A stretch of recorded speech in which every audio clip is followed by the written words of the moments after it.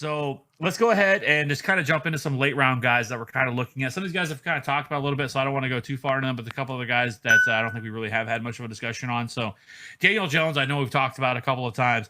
I'm still right here with Daniel Jones. He played, again, 13 games last year. It wasn't fantastic. He did have those 18 fumbles, which is fucking ridiculous. To be honest, 18 fumbles. Like, how does that happen? But to be honest with you, I was looking at it. I mean, there's some other quarterbacks. I mean, Carson Wentz had 16 fumbles last year. So I don't expect that. But he, out of those 13 games, he had 5 300-yard passing games. He had 24 passing touchdowns in 13 games, which is pretty respectable for a rookie quarterback. 3,000 passing yards. Like we mentioned, he never played a full game with the full complement of his weapons. Getting everybody back healthy. If Sterling Shepard can get over this concussion problem, Darius Slayton taking another step forward, which was a guy that kind of came out of nowhere. Evan Ingram, if for whatever reason can stay fucking healthy, which has never been able to do in his career. I think all those things together, coupled with the fact that this defense is going to be really bad, they're going to be playing from behind. So, and also, like I mentioned, like Daniel Jones, low key, was pretty efficient last year as a runner, right? He only had 45 carries last year, but he ended up with 279 rushing yards, which was seventh most among all quarterbacks. So there's a lot to like there in terms of his upside as a runner too. So I like Daniel Jones. I like where you can get him in drafts, and I think he's going to be another guy. If Matt Stafford comes off the board, he's going to be the first guy I'm looking for. I currently have him at 17 in drafts right now. He is quarterback 16 at 1107. For me, I just don't see him as someone. I know he had a nice rookie year. I just don't see him as someone who's going to be able to consistently elevate. Like if Shepard goes down again, like those concussion, those neck issues are real with him. If he goes down again, Evan Ingram can't stay healthy. All of a sudden, again, you're looking at just Golden Tate and Slayton. And as much as we both like Slayton, this is a Darius Slayton friendly podcast. I don't look at him as someone who I want to be leading my receiving group as like the unquestioned number one every single week in, week out, without having somebody like Shepard or Ingram to take some heat off of him. And maybe unless we see something like a Christian McCaffrey-esque season for Barkley as a pass catcher, which is definitely within his range of outcomes. I think, but between anybody in the NFL right now that can do that, I think you're looking at McCaffrey and Barkley, right? Like, I don't think there's going to be too many other guys outside of that. But like I said, he's just not someone who I look at and I think like, okay, he can carry this passing offense and he can elevate the receiving group around him. Yeah, I see those concerns. But I just think overall, I think he's a safe option as a late round target, especially somebody that can use his legs as well. And we've talked a lot about how that really can help out a quarterback, especially help his floor. So that's why I like Daniel Jones so much. And I think he has the ability to take another step forward this year. And I think he has that kind of big game ability in him. We kind of saw that last year with him where he was really boom or bust, but he obviously wasn't somebody that you drafted. So that's what I like about Daniel Jones. So let's move on from there for the next one. Let's go with your guy, Big Ben.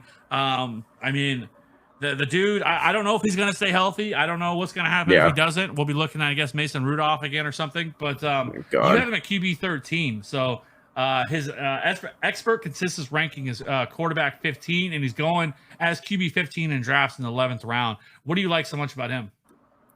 I guess this is something we should have mentioned at the outset of this, but we did these rankings based on where we think they'll finish. Right. So like this isn't necessarily how we would draft them and where we would draft them.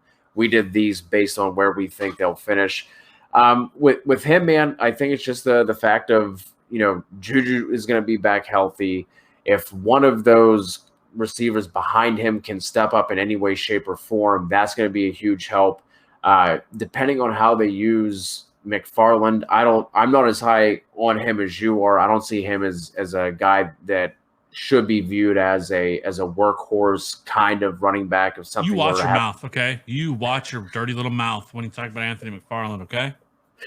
I think he could be good as that change of pace receiving back, but not as a 18 to 22 touch running back. But anyway, and I think the addition of Eric Ebron, the Steelers have kind of been searching for that athletic playmaker at the tight end position for a while now. They tried Ladarius Green, tried Vance McDonald. Neither of them have really been able to get it done.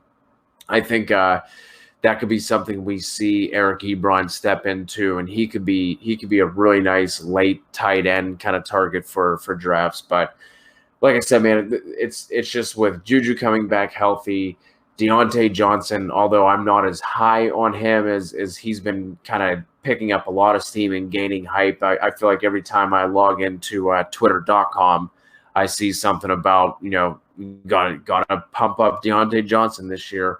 But if I think with Juju being healthy, that is just going to help out the rest of that receiving group.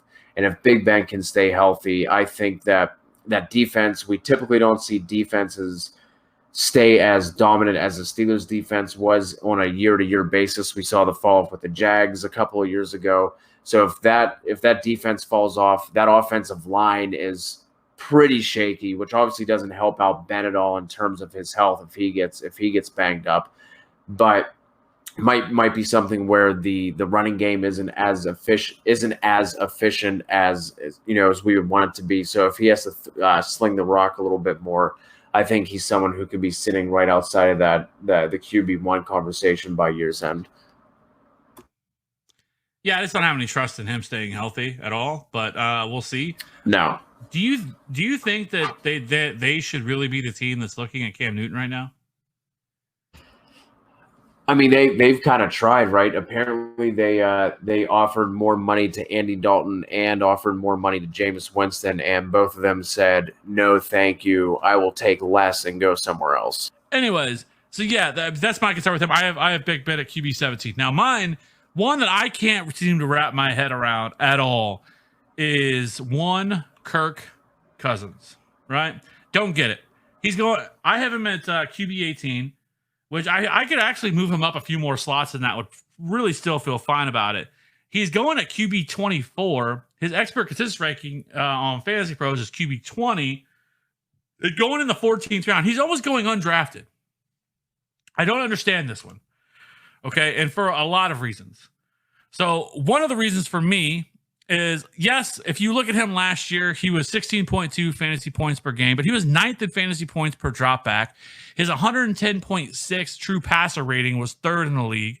He was 40.4 deep ball completion percentage, which is 10th on only 24 attempts, or 17th in deep ball attempts, but they were 24th in pass attempts, 3,600 yards, 26 passing touchdowns, and 1 rushing touchdown last year for him.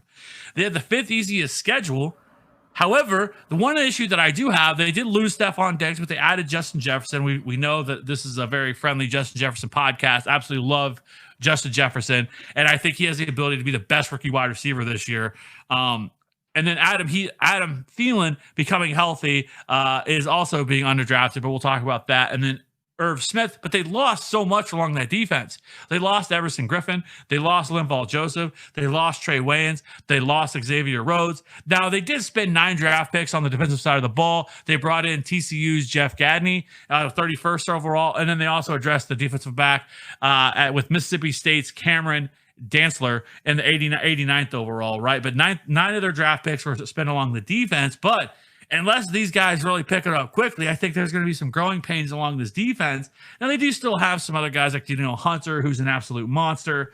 Harrison Smith is still there. But I still think this defense takes a step back from what we typically see. And if that happens, I think they have to throw the ball a little bit more, coupled in with the fact that we don't know what's going to happen with Dalvin Cook. It's still way too early.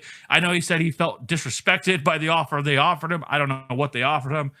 I hope he's not hoping for Ezekiel Elliott money, and if he is, I hope the Vikings tell him to kick rocks, because I don't think he's worth that. I don't think any running back in this day and age is worth that, outside of probably Christian McCaffrey, and that's just because how versatile he is as a pass catcher. However, I think he still should try to get his. I think there is a real chance that he does hold out. We'll see, and it's too early to call. But if we get to this point, and if we're to this point and we're in late August and it looks for real that Dalvin Cook is going to sit out, I think that's only good things for Kirk Cousins. They had the 5th easiest schedule for quarterbacks. So there's a lot to like here with Kirk Cousins, right? I know that the losing Stephon Diggs is a bit of an issue, but I really like the fact that they added Justin Jefferson, and I think with some of the other options they have, I think this can be a pretty solid offense along with Kyle Rudolph, who's still there. So I like Kirk Cousins a lot. He's almost free, and I think that he is somebody that can well pay off that draft capital. Yeah, he could. The issue I have with Cousins is I just don't see the weekly ceiling from him. Like I think at that point, like it doesn't really matter like with where you're getting him because he basically is free right now. There's only one quarterback that is being drafted after him, according to Fantasy Football Calculator, and that is Teddy Bridgewater at QB 25, going one spot after him.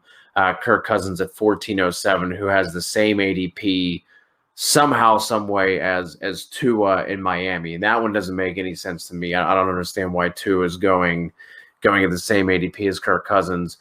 Like I said, for me, it's just I don't see the ceiling with him. I think like where you're drafting him is kind of like what you should be expecting, like on a weekly basis. I do think he outperforms that ADP, but like he's just someone who I'd feel a lot better streaming. Like I think if you take Kirk Cousins at that point, you're just going to be cycling through quarterbacks week after week, which is obviously a viable strategy. You can definitely get away with doing that. But I think that's the reason why he's going that late is I don't see the ceiling with him. And there are just a couple other options where I think you might be able to get that higher volatility, higher range of outcomes outside of Kirk Cousins. Yeah. I mean, I don't know. I just think that he is being undervalued. And depending on what kind of league you're in, but I would have no problem taking Kirk Cousins at the end of a draft. And like you said, you can easily stream quarterback. It's a very easy thing. It's one reason why you should take a quarterback late and kind of take a chance on some of these guys, because if they don't pan out, you can always find another option. So, and it's not going to kill you whatsoever. So anyways, let's go ahead and move on from there and try to wrap this thing up a little bit. The next guy on the list that we have here, we have a couple more guys. I wanted to hit on Ryan Tannehill because both of us are lower on him than consensus by a lot. He's right now QB 17 on Fantasy Pros consensus rankings. We have him at QB. I have him at QB 25. You have him at QB 27. His ADP is QB 22, so it's not as bad, but he's going 13-11. What is your thoughts on Ryan Tannehill? And I'm sure they match up with mine because mine is I think he regresses a lot this year. I don't think that you are going to see the same sort of efficiency that you saw from him last year, not even close. And so for me, I just don't believe in Ryan Tannehill all that much. And QB 17 is ridiculous to me in terms of there's just so many other quarterbacks that I'd rather have than Ryan Tannehill. Yep, that's exactly it. Like he was on like almost a historic run in terms of his efficiency and everything else that he was doing. That's just not something that's going to typically carry over with any quarterback. And I'm certainly not going to bank on Ryan Tannehill being able to carry that efficiency over from 1 year to the next. So even if they do have to open up the offense a little bit more, I don't think that's what they want to do. Maybe they have to do it from falling behind in games a little bit. But Ryan Tannehill is not the horse I'm going to tie that buggy to in order for carrying my team. So that's why I have him so low. Is he was the reason why he performed as well as he did was strictly based off of efficiency. And like I said, that's just not something where I'm going to go into wanting to draft somebody with that kind of efficiency and just kind of hope that pans out for a second year in a row. I completely agree. And I think you look at the weapons. I do think A.J. Brown can, he's obviously there, but he's a second year wide receiver. I mean, who else do they have? Corey Davis is still there, who's never taken off. Obviously, Jonnu Smith, who I'd love. But I just think there's a lot of red flags there with that offense and not something I love. So I will have zero Ryan Tannehill, and I would not want to invest in him at all. So let's go ahead and move on. We have two more guys. I'm going to talk about mine, which is Nick Foles. He's almost going like he's going undrafted. Most people aren't even drafting him. Hell, yeah, you didn't rank Nick Foles, so that's how much disrespect. Now I'm assuming that's because you think that because we're waiting to see what's going to happen between him and Mitch Trubisky.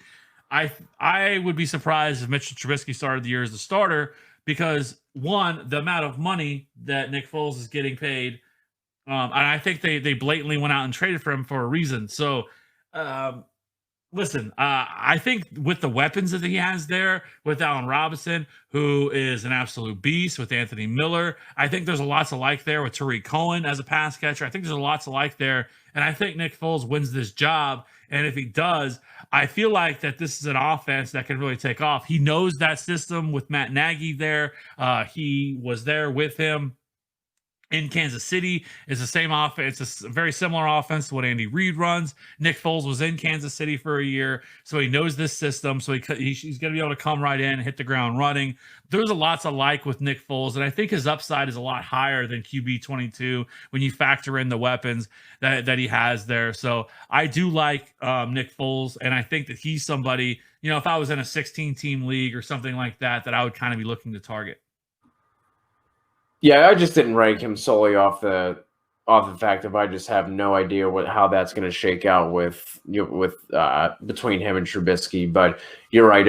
If I knew right now, if Nagy came out and said that Foles is going to be our guy going forward for the year unless something happened, I would also have him around that 20 to 22 range where you have him right now. Let's hit on our last guy, which I don't think we have to talk about him too much. I think this has been a pretty heavy Teddy Bridgewater podcast for the last couple of months where we've hit on quite a bit of times. Correct. But, it's still surprising to me that his ADP has not risen higher than it has, because he is currently going QB 25 up and pretty much undrafted. But his consensus ranking is the same as QB 25. That really surprised me. You have him at QB 19. I think I have him at QB 23. He's another guy that I could kind of move up here in that range just because of the fact that we know that they're going to want to throw the football. And their defense is going to be atrocious with everything they lost. Like, that defense is a shell of itself. They pretty much lost everything. And so they're going to have to throw the football. Now, I know that the thought process with Bridgewater, and the same with me, has always been that he's a game manager. But I do think that there's some room here for them to have to throw the ball more. And so we'll see on that. But why don't you tell us why you love Teddy B? Yeah, that one didn't make sense to me either. I thought I would kind of be like level with how everybody else had him ranked, but I was surprised to see that I was as high in terms of consensus compared to everybody else. But the thing is, like, I do think he's kind of like that game manager, right? Like, I'm not expecting him to come in and like all of a sudden just light everything up, but it's the offense with Joe Brady coming in. Obviously, Matt Rule coming from Baylor, that spread offense. Both of them ran spread offenses, and the weapons that are around him. Like, he's not going to have to go out and do too much. Like, he didn't do anything crazy with the Saints whenever he was on the run that he was on. And I think it's the situation he's kind of been dropped into here as well. Is he's not going to have to go out and make high difficulty throws. He's not going to have to throw it 15, 20, 30 yards down the field. He's going to be able to get away with having like that A dot of 7 to 9 yards and just letting DJ Moore, Curtis Samuel, Christian McCaffrey, Robbie Anderson, and Ian Thomas just do the damage for him. That's going to make his stats look a lot better than what they are. So, and like you said, that defense was decimated, even though they are the first team in the NFL in the modern era to spend every single draft pick on defense. I still don't think that's gonna amount to much unless they have some kind of crazy year. But even so, we talked about that division earlier, high octane division. So they're gonna have to throw that around. So that's kind of where I fall on Teddy. Is I'm not expecting him to come in and be much more than a game manager. It's just the offense and the situation that he's been surrounded in that I'm buying into. No, I agree. I think that there's a lot of things there that you can look at it and say how he could end up working out much. And he's absolutely free. Take a shot on him. If he doesn't end up working out, then you move on from him. But all the weapons that are there, like you mentioned, Christian McCaffrey, Curtis Samuel, DJ Moore, Ian Thomas. So there's a lot to like there in terms of weapons as well. Two guys, tell me how you feel about these two. Gardner Minshew and Jimmy G. Just give me some quick thoughts on them, because they were two guys who I wasn't exactly sure how to rank kind of like two guys where I had trouble kind of like flip-flopping them back and forth. So it's tough, right? Because I think Jimmy Garoppolo could be somebody that could be a little bit higher. I think I'm at QB 19 with Garoppolo.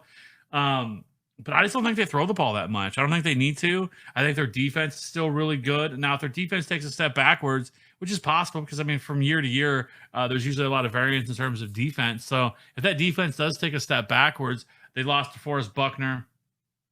But, they added some pieces on that offense, adding Brandon Ayuk. Hopefully it can be more of the number 2 wide receiver. I do think that him and Deebo Samuel aren't all that different, but I think their skill sets are a little bit different, but I think that neither one of them are like true X wide receivers. But, George Kittle's still there. So there's lots of like in terms of the pass catchers and everything else, but I just don't think they throw the ball enough. I think they still try to run the ball as much as possible. And I don't think they really trust Jimmy G to really put him in that situation. It's hard to really get behind that, but I think that they actually have the best schedule for fantasy quarterbacks this year as well. So I don't hate Jimmy G, but I'm just not really excited about it. I don't think he has a very high ceiling, and I don't even know if he has a really great floor either. So I just think there's a much better options. Now, Gardner Minshew, I think, is somebody that can kind of go over the place. I'm not that high on Gardner Minshew. I know there's people out there that Minshew mania and are all about it. I don't hate the weapons that are there. We talked about DJ Chark. I think he is a beast, and D.D. Westbrook is still there. But I'm not high on him. There's just so many other quarterbacks that are kind of going around him. And so I am not as high on Gardner Minshew. I have him at QB 27. You have him at QB 23. I would rather have Phillip Rivers. I'd rather have Teddy Bridgewater. I'd rather have Joe Burrow. I'd rather have Drew Lock easily. I already mentioned Kirk Cousins. I would much rather have. So, yeah, I mean, there's just a lot of quarterbacks that I'd rather have than Gardner Minshew. Yeah, that makes sense. Like I said, they were just those are two guys who, kind of looking at some later round guys who I've seen also get the buzz like you were talking about, and I just wasn't exactly sure what to do with them. Yeah, I think I'm out on both of those guys.